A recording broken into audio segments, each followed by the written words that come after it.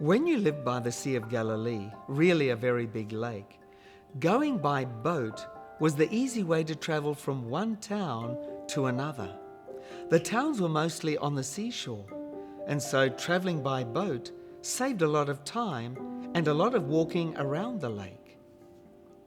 That's why in the Gospels, we often see Jesus and the disciples traveling by boat. But in today's episode, Jesus chooses another way to travel. Immediately, Jesus made his disciples get into the boat and go on ahead of him to Bethsaida, while he dismissed the crowd. After leaving them, he went up on a mountainside to pray. Later that night, the boat was in the middle of the lake, and he was alone on land. He saw the disciples straining at the oars because the wind was against them. Shortly before dawn, he went out to them, walking on the lake.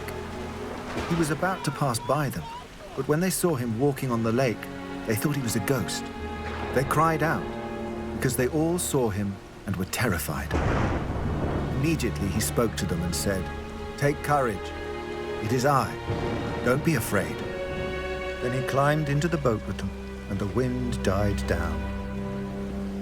They were completely amazed. But they had not understood about the loaves. Their hearts were hardened.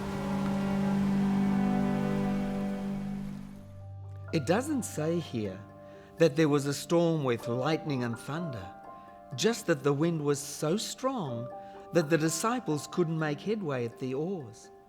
Perhaps it was the early phase of a violent storm in which the wind rises up before the storm actually hits. Whatever may have been the case, we know that it was certainly late at night, and the disciples must have been very worried or even terrified. Then, through the darkness, they glimpse a figure walking towards them, walking across the water. These tough fishermen were so terrified that they screamed, thinking that it was a ghost.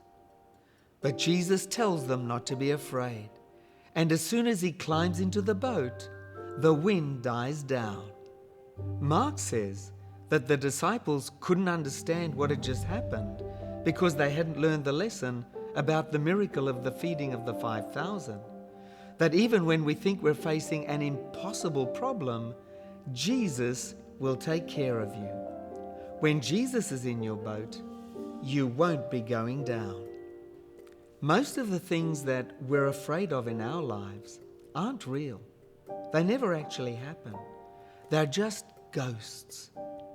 In those difficult moments in our lives, we need to learn to see Jesus and not the ghosts of our imaginations. What are the ghosts that you've been seeing lately? And let me ask you this: is Jesus in your boat?